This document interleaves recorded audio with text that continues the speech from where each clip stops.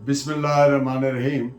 आज का लेक्चर हमारा तीसरा लेक्चर है सेक्शन 71 पीपीसी पर, जो मुख्तलिफ केस लॉ के ज़रिए उसके डिफरेंट जो एस्पेक्ट्स हैं उनकी वजाहत करेंगे। आप जानते हैं सेक्शन 71 पीपीसी तीन बुनियादी चीज़ें प्रोवाइड कर रहा है। पहली चीज़ कि अगर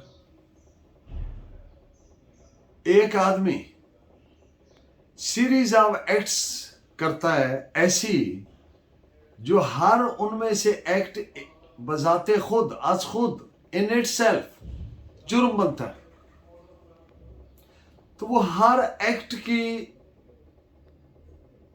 अलग सजा नहीं दी जाएगी।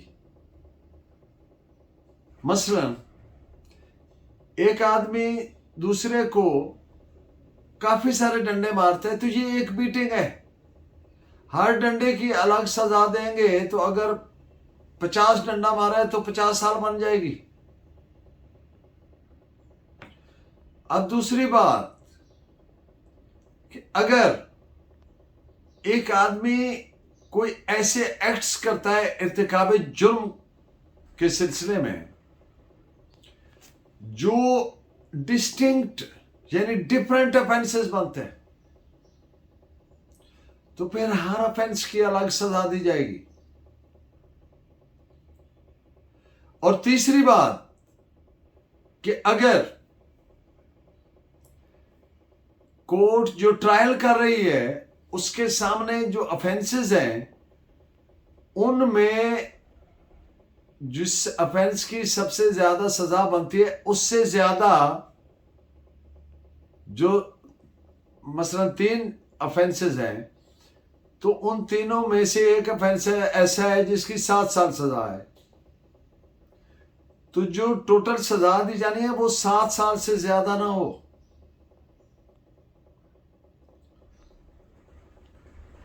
अब आपके सामने पहला केस हार्ट और राइटिंग का है, बलवा करना और जख्मी करना। अब ये जो जुर्म का इर्तिकाब है ये डिफरेंट एक्ट्स पर मुश्तमिल है, और इसके जो डिफरेंट छोटे छोटे एक्ट्स हैं वो मिलकर मेन एक्ट में मर्ज हो जाते हैं, जम हो जाते हैं।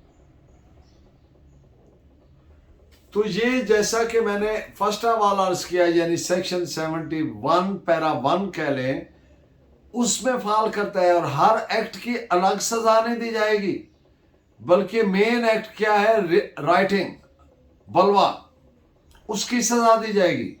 इस पे आप केस लॉ नोट फरमाएं, 1969 Pakistan criminal law journal page 610। अब एक आदमी है, बात कर रहा हूं थेफ्ट की और रॉबरी की।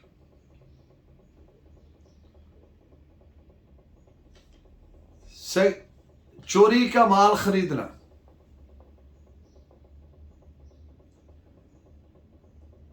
अगर चोर जो है, चोर के पास माल, आप जानते हैं रिसीव और रिटेन, चोरी शुदा माल हासिल करना या रखना, रिटेन करना, तो ये जुर्म बनता है 411। अब एक आदमी जो खुद चोर है, जिसने चोरी का जुर्म का इर्तिकाब किया, उससे वो चोरी शुदा माल रिकवर हो जाता है, तो उसको 2 डिस्टिंक्ट ऑफेंसेस नहीं बनते, एक ही ऑफेंस बनता है, और वो बनता है थेफ्ट। उसको ये 2 सजाएं नहीं दे सकते कि एक थेफ्ट की दे और दूसरी 411 यानी चोरी का माल रखना या वसूल करना, रिटेन और रिसीव। तो ये 2 सजाएं नहीं देंगे, एक ही सजा देंगे जो मेन ऑफेंस मान रहा है, यानी थेफ्ट। इस पे आप नोट फरमाएं, AIR 1950 KUTCH 88। चोरी का माल छुपाना या छुपाने में मदद करना, तो ये डिस्टिंक्ट ऑफेंस नहीं बनते, बल्कि पैरा 1 में फाल करते हैं और एक ही ऑफेंस जो मेन है ये उसके तहत सजा दी जाएगी। 400 यानी कौन सा जुर्म बना? 411। अब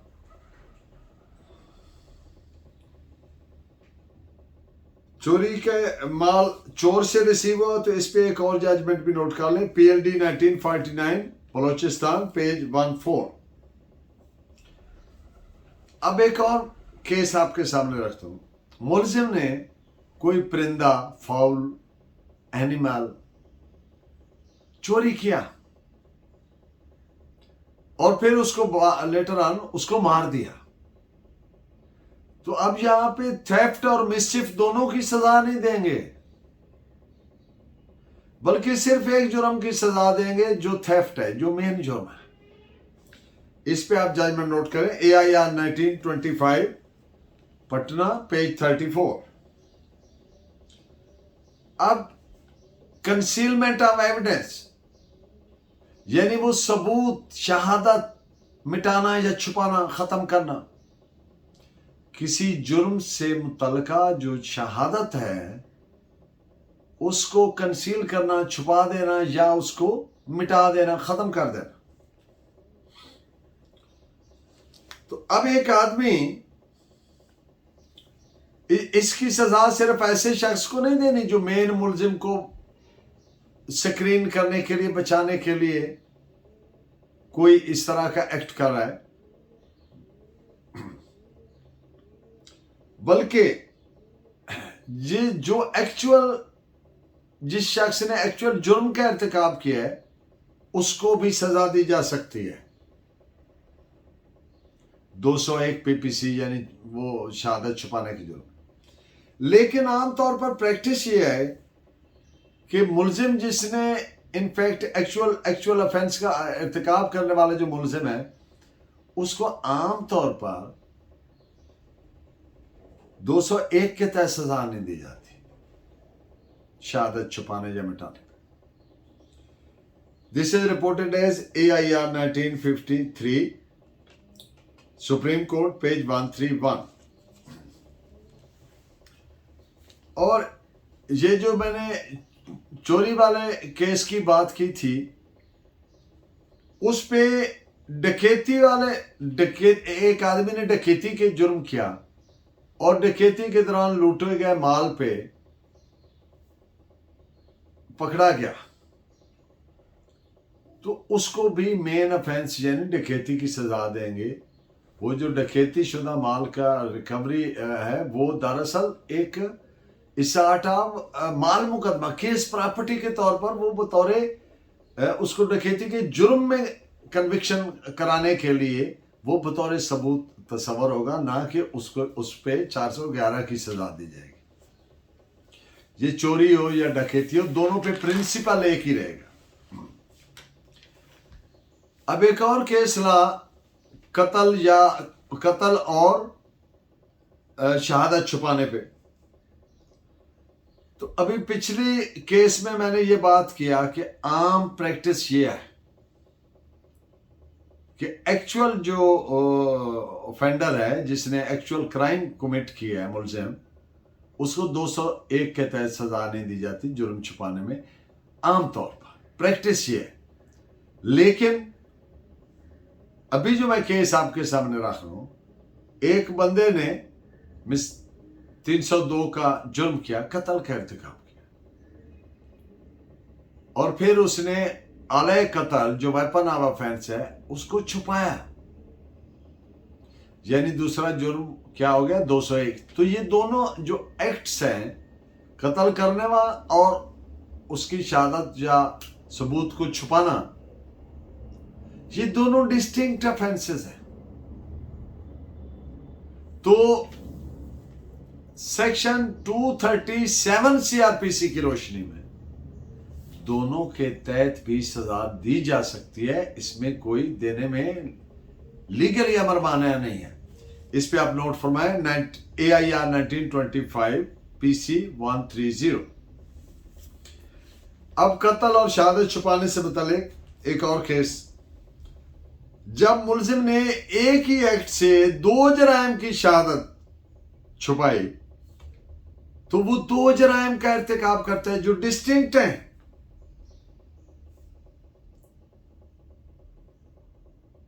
भले वो दोनों ऑफेंसेस एक ही सेक्शन में फॉल करते हो।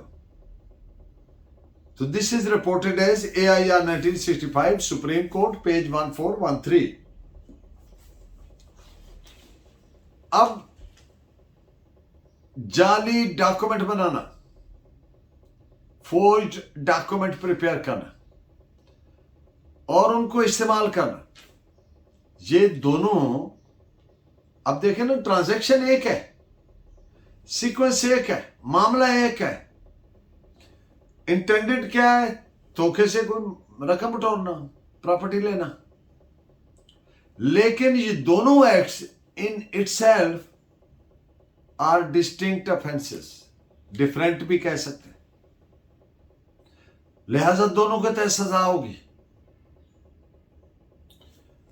तो इस पे 2 जजमेंट्स नोट फरमाएं, AIR 1926 NAG 137 and AIR 1924 NAG 162। अब एक आदमी बाकी 6 आदमियों के साथ मिलकर एक पब्लिक सर्वेंट पर असाल्ट करता है, हमला करता है, उसको शदीद मजरूब करता है, ग्रीवसली हार्ट्स हिम। तो ये जो बलवा करना, राइटिंग, असाल्ट करना, मजरूब करना, ये सारे डिस्टिंक्ट ऑफेंसेस हैं, डिफरेंट ऑफेंसेस हैं अंडर सेक्शन 147, 325, 152 वगैरह PPC। तो इसलिए हर एक के तहत, ऑफेंस के तहत मुलजिम को सजा दी जा सकती है, दी जाएगी। This is reported as AIR 1953 Allahabad page 510। अब मुलजिम ने चोरी के जुर्म के इर्तिकाब के दौरान असाल्ट किया तो ये एक नहीं बल्कि 2 डिस्टिंक्ट ऑफेंसेस हैं और दोनों के तहत थेफ्ट की अलग पनिशमेंट मिलेगी और असाल्ट की यानी हमले की अलग पनिशमेंट मिलेगी। This is reported as 1955 NOC bracket में इलाहाबाद 5501। राइटिंग करते हुए, बलवा करते हुए मुख्तलिफ क्रॉप्स को, फसलों को नुकसान पहुंचाए जो मुख्तलिफ लोगों की मिल्कियत थी, तो ये डिस्टिंक्ट ऑफेंसेस बनते हैं। इस पॉइंट पे जजमेंट नोट फरमाए AIR 1929 पटना पेज 710। मार कुटाई करना, एफरे सेक्शन 156 PPC, और मजरूब करना, अलग अलग ऑफेंसेस हैं। मजरूब उसकी जो जरब है, जो इंजरी है, उसकी नौयत के मुताबिक फिर सेक्शन लग जाएगी। इस पे आप नोट फरमाएं AIR 1925 इलाहाबाद पेज 299।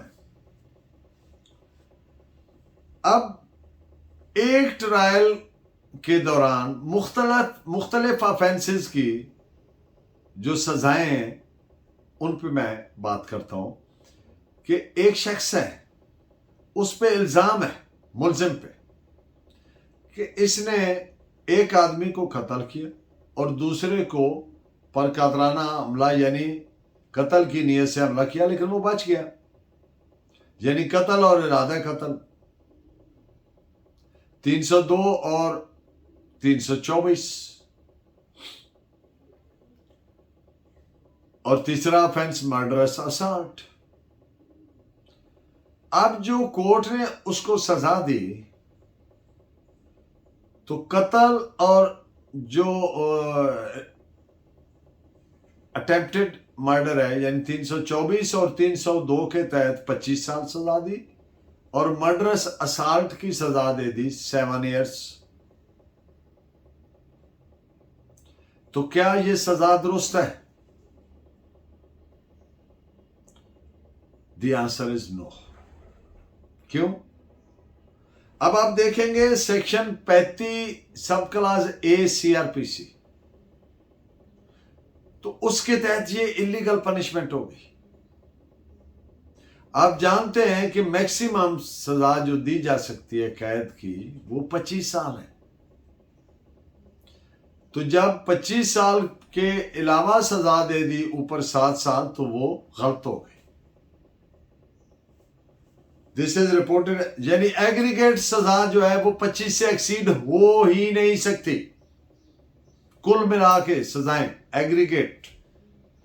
तो इस पे आप नोट फरमाए 1997 Pakistan criminal law journal page 2020। Section 40 PPC तासीरात पाकिस्तान की रोशनी में अब आप देखें सेक्शन 40 में लफ्ज ऑफेंस यूज हुआ है, यानी वो एक्ट और मिशन जो अंडर द कोड यानी पीपीसी के तहत काबिल सजा है या स्पेशल और लोकल लॉ के तहत काबिल सजा है, तो वो क्या है? ऑफेंस है। मतलब सेक्शन 71 पीपीसी उसी तरह स्पेशल और लोकल लॉ की सजाओं के मामलात में भी लागू होगी जैसे पीपीसी के तहत सजाओं को लागू हो रही है।